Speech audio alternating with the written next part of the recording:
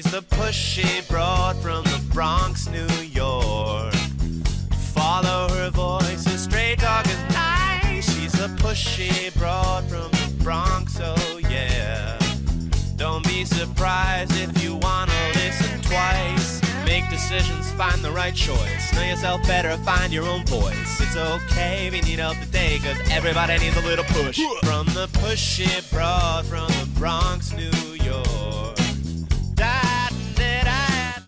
Good morning and welcome, Transformation Talk Network listeners. My name is Ellen Stewart and I am the pushy broad from the Bronx.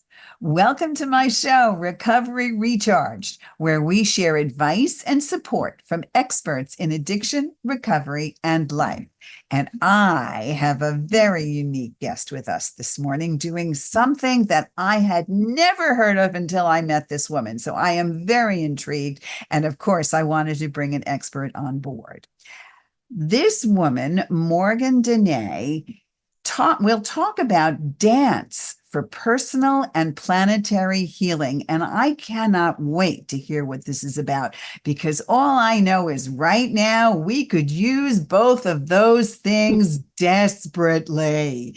And I know all of you out there are thinking the same thing. So I'm going to tell you a little bit about Morgyn, and then she's going to tell us what we can do to get our bodies moving and help heal the planet. Morgyn Danae is a dance movement and somatic recovery coach. She's a spiritual guide. She's a public speaker and performer. She's developed her approach over the past 25 years of study, professional practice, and lived experience. She shares her own somatic spiritual recovery from trauma and mental illness as a mentor and advocate. I can't wait to hear from her. Morgyn, good morning. How are you? Good morning, Ellen. I am well. Thank you so much. It's great to be here. You have so many certifications. I am so thrilled to hear all about your work. So let's talk very basically, okay? Tell me about the structure of your program. How does it work? What's this all about? Okay, so in terms of the program, the one-to-one coaching program, that structure is very much a very customized process. I also do workshops and experiential immersions in nature and group settings, but one-to-one, it's very much about it's a whole framework. So it starts with a 90-minute assessment where we're really talking in depth about your story, your history, including your medical history, your if you're a mother, your birth story, if you'd like to share that, your postpartum care, even if it's 30 years later, your goals, your aspirations, your concerns. And I also work with a physical assessment with where you're at in your body and your breath and your patterns. And then we work with on a weekly basis. It's a minimum of a 12-week process. And it's very thorough. I'm working, really assessing you as we go. It's very interactive. And it's a beautiful, creative, but very practical process as well. But everything that I do is about kind of easing into the body. And how did you come to do this? Where did this come from? How did this start for you? Okay, well, I will keep it brief because it's a long story, because I've been in this general field for over 25 years or so, and that goes so quickly. But basically, I have to say that I have been guided by spirit to kind of develop what I do, so it's been through different trainings, but also through prayer, meditation, reflection, and asking for guidance. So it's really been put together as an interdisciplinary approach, which means many different kind of healing modalities come into this. Were you a dancer? Yes, from my spirit, since a child, but not a child performer per se, but more that it was always in my blood, And Yes. you felt compelled to use this and also use this movement as a somatic recovery coach. Can you tell us what that is? Yes, absolutely. So, what I want to say about somatic, first of all, when people hear that term, people are hearing it more. It really has to do with being based in the body, being present in the body. And I like to say it's about making peace with our story and friends with our body. So, somatic is very much that word is based on the body being in relationship, connection to the body. And the breath is a super important part of that. So it's a process that we ease into of being in touch with the wisdom of our body, the intelligence, and how it's connected to our emotional and mental and spiritual states as well as physical. And that was a personal experience from you. Did you recover from some trauma or mental illness that you want to tell us about? Absolutely. Yes. So dance has always been a part of my life, but I was blessed to begin my journey of healing with a spiritual teacher in my 20s. And I didn't even know the extent of what I was dealing with. I was really facing a breakdown. And and so that was connected with childhood mental, emotional, and sexual abuse. And and so in that, what it was showing up as the symptoms were physical chronic issues, low back, hip pain, believe it or not. Those are the body can manifest in inflammatory states, aches and pains, digestive issues, um, and also severe depression and panic attacks. These were different things that I was dealing with, anxiety. And so I was as I was embarking on my healing journey and beginning to be trained as a spiritual guide, I dance had always been just naturally for me. It was a healing process. It was a healing experience, and it was a spiritual practice. It was a way that I could kind of work with meditative states and prayer and connection and nature and being at peace in myself or expressing emotions. It was kind of what I was born with, and then I really got the calling to teach dance as a healing art. And that's where it kind of started as I was going deeper in my healing journey and my training. That's where it evolved.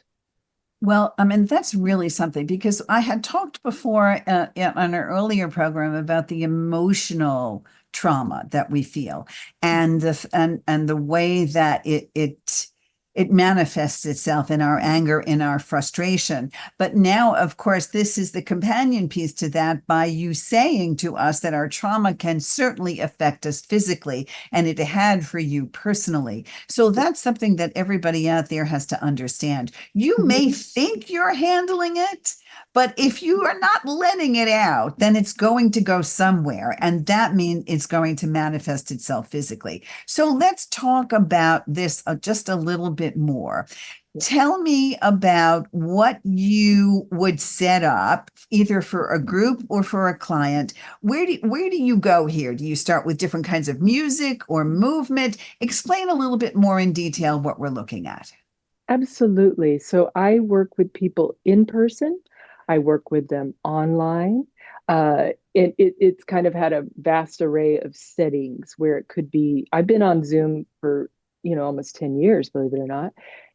But it can be working in the studio. It can be coming to somebody's home if they need that in enclosed space, that kind of everything. We're always really setting it as safe space. We also work in nature because nature is a very grounding and nourishing impact. The thing is about trauma is that it doesn't matter how much we're in our heads about it. It's still the thing about trauma across the board is it affects our nervous system.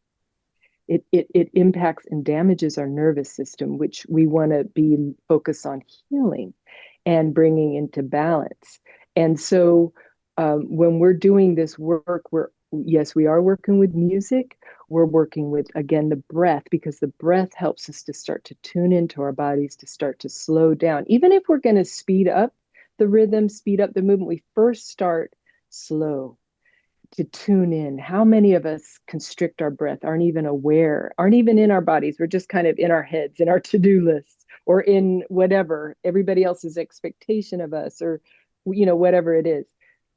So tuning into the body and starting to kind of let that our nervous system start to shift into a healing space, right? The parasympathetic rest digest, repair. And I like to say, and relate, brings us more present in our hearts to connect with ourselves and each other. It helps us to ground ourselves. We need to feel grounded and present and safe. And then these things are built into us, these feel good hormones. I won't get too geeky or nerdy about it, but our nervous systems, our brain waves, and our hormones, as well as our energetic fields, because we're electromagnetic beings, just like the earth. And if people only want to relate to it through science, that's fine. Neuroscience is very connected to the power of dance and how it impacts us, physically and emotionally. And so we go through a process to get you into the zone, so to speak, so we can start to kind of move into feeling more relaxed, feeling more open, feeling grounded, feeling more safe, so we can express ourselves. Well, that certainly makes us feel more comfortable. I do remember the early episodes of Grey's Anatomy where the gals, after a very tough day, would turn around and say, let's dance it out. Yeah, right? yes, Let's dance it out. exactly. That's a real thing. I use that phrase all the time. Let's And I didn't know dance it they used it. out. Yeah. hmm So tell me a little bit about the dancer spirit and what embodiment means. Okay. So, the dancer spirit. Now, I want to say that, I really want people to be able to relate to that in their own way. For anybody listening, who's like that sparks something in them, I want them to be able to tune in and see what that is that's real for them. So I'm going to share my perception of it and my perspective, but I always want to support people to have their own reality and what's real for them. And so with the dancer spirit, the way I like to use that phrase and reach out to people that way is that part of us that is creative, that is expressive, that is even free, that part of us that is beyond the inhibitions, that is connected to our joy, that is connected to our bodies in an unapologetic way, where we're really not just trying to kind of meet a beauty standard or please others with what we do. Performance has its place. I love performance as well, but where we're just free in ourselves, connected. And it's very connected also to the inner child, to the that's where our creativity begins, our imagination, our playfulness. Wow. And So tell me a little bit more about embodiment. yes. So embodiment, again, on a very simple level, is about being present in our bodies, is about owning the truth of who we are instead of things just being up in our heads and in a concept or somebody else's version of our reality. Embodiment is kind of taking it back down to earth and being our true selves, being an example instead of just talking about things, really living it. So when we embody our dancer spirit, that's about kind of our daily life as well. That's kind of expelling like your emotional freedom, right? When I work with treatment centers in recovery, I see all kinds of new methods to have people, like you say, be more relaxed, get out their creativity, lose their inhibitions, and become more of who they are in a relaxed and conscious state. So there is art therapy, there is music therapy, there's song therapy, and now dance therapy, which is a wonderful way to help people in recovery be proud of who they are and be conscious of who they are as happy and carefree human beings. So I think this is extremely beneficial. So talk to me about how your method actually supports women to feel more connected and confident. Talk about that a little bit. Okay, absolutely. And one thing in this is that we hold space for whatever the process is. So we don't have to skip to joy. You know what I'm saying? It gives us the space to really own whatever deep feelings are in there that need to be released, that are being held in the heart, in the nervous system. And so when we're working with expression, it could be crying, it could be getting in touch with anger, but it's helping us to process it, to release it and transmute it. And with women, a big thing for us is, of course, being focused on taking care of everybody else. and body image issues where we're bombarded with so much expectation of what we're supposed to be, and that keeps changing. So we're trying to follow that and being connected to ourselves, and that's starting to shift. But another thing, and again, if a woman is a mother, there's that part of her story, which is a huge part that's often overlooked, right? So we factor in those things, how how she's feeling in her body, her experiences, her story, but with all women. And the thing about with women as well is this isn't a newfangled idea. Dance is ancient. Dance as a healing art is an ancient practice in many cultures. They may not be using that term, but it's a way as women too that we can tune into that deep ancient wisdom that we carry as women. And part of it is also connecting into our sacral chakra, which is that chakra energy center just below the belly button, our low belly, which is connected to our sensuality, our sexuality, our relationships. And we hold a lot of emotions there. It can get very deep. And so we want to be able to tune into our cores, tune into moving our hips, our pelvis in ways that are very healing and freeing, again, for releasing those emotions, transmuting them, releasing, things ways that we've looked at ourselves or inhibitions, that it's like, it could be even just throughout history with women, all of the things that we've gone through, right? And we're in a big healing place right now. And trauma has been a part of that, It So we has. want to, yeah. So, well, you talk about so many things, all right. In addition to your own story, recovery as a dancer. I mean, it seems to be able to give us the embodiment of confidence, a sense of purpose, beauty, passion, expression, identity, all of those things that are very meaningful. So, if myself or my listeners out there want to take a virtual class with you, how do they find you? Can you tell us? Absolutely. So I have a website, morgyndanae.com, and I'm presently kind of focused actually now on building my YouTube channel. That's really where I'm wanting to really build my online home. What's the name of the channel? Just Morgyn Danae. It may shift, but at this time it's Morgyn Danae. I'm And could you also spell your name for us, please? Oh, sure. Morgyn Danae, Danae. It's a little Fantastic. different. Yeah. Yes. And since we're not only on YouTube, we're on Facebook, but we're on radio as well, we have to tell people who are driving to work. Morgyn Danae. So you're on AE. YouTube. Yes. And where can we find you? Instagram. Where can we find you for individual lessons? Well, I'm also on Instagram and LinkedIn, just to say that. But so basically I have a program. So that's a whole coaching program. And that is also, you can check that out on my website. I do a free consultation, a clarity call as well, if you're interested to connect and talk a little more.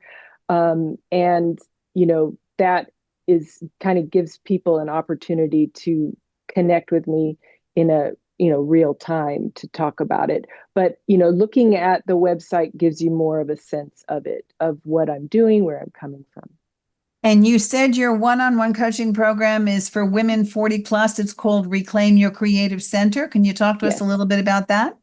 Yes. So again, we're coming from that place of understanding that what we're holding in our bodies can be a lot of emotional and physical, spiritual, issues, but we're also holding deep wisdom, vibrancy, creative expression, beauty. All of that is in our bodies. And so I work with supporting women to and it's going to be women who've already done quite a bit of work. And a lot of the time there are puzzle pieces that haven't been put together, things that are not resolved. So I come in and I see that big picture and support them to go deeper in their work. And so with that, we're working with, again, your story. There is talk that is going on as well, because I've been doing that work for, again, over 25 years. And then we're moving into lifestyle. I create a program that is very customized to the person. We're working with the movement. We're working with manageable self-care.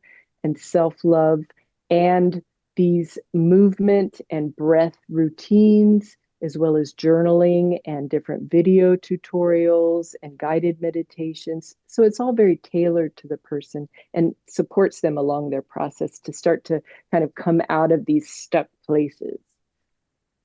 And I know you're also a Reiki level 2 master. So I'm a Reiki level 2 master. So there's that work as well. So they can work with you either in person or in a group or virtually as well. It's Morgyn Danae, MorgynDanae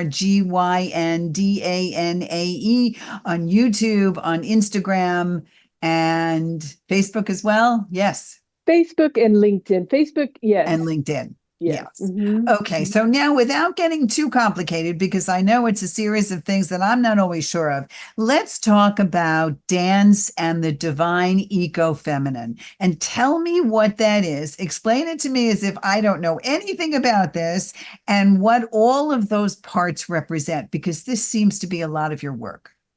Yes, it is. So I will break it down. So divine eco-feminine, what that means is, again, the divine feminine. The feminine it's really the healed feminine energy, the healed, expression of the feminine. The feminine has kind of been looked down upon and discarded or diminished in a lot of ways. And you know what? It's all about healing, because we have the masculine and the feminine inside of us. It's all sacred, and we're all coming home to heal. So basically, being in that divine feminine is that flow energy. It's being tuned in to our natural body cycles, to being able to rest and listen to ourselves and move in ways that are connected to our bodies as opposed to disconnected. And it's also about that joy, that creative expression and celebration of being women, of being again, expressive, and all of these very positive, attributes, being nurturing, being giving in ways that are not depleting to us. So we start to learn a lot about boundaries. The eco-feminine has to do with the earth, being connected to natural cycles, respecting nature, understanding that our bodies are a reflection of nature. We are nature, as opposed to looking at ourselves as just machines that are supposed to perform. And there's a lot of body shame as well. That's a whole huge thing, right? Our young girls are suffering as well. There's a very kind of dark shadow side to what's going on with how we feel about our bodies and how disconnected we are from ourselves as a part of nature, especially in these times. So we want to come into being fully human, fully part of nature, and being able to heal through that relationship. Well, especially now, I think that women have to regain all of their personal power and Yes. find ways to reclaim it in ways that it may have been lost recently. Yes. And it's not about being men, It's not no, about no, being no. men. It's about the empowerment. Absolutely. And also understanding that not only are we healing from wounds, as you say, but we're also passing down the wisdom of the positivity, the Yes. empowerment, and the motivation, which is a very Yes. important thing. All right. Yes. So now talk to me about what the importance of the sacral chakra is.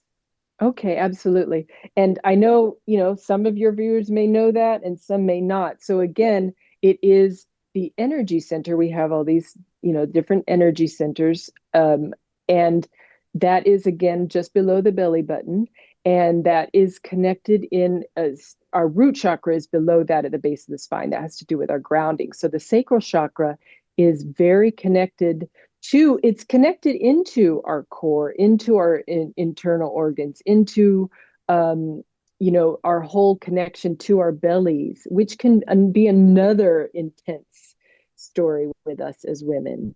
And so the sacral chakra is very much an energy center where we will store emotions, we will store our different connections, our relationships, our ties to other people.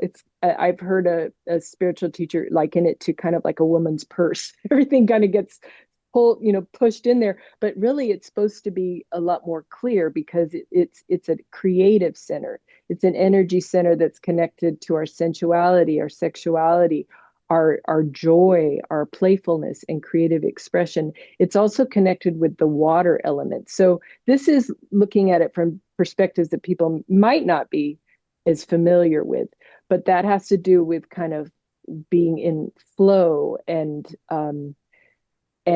there's can be a certain level of spontaneity to it. And so the sacral chakra can get very damaged in these different ways around our sexual histories.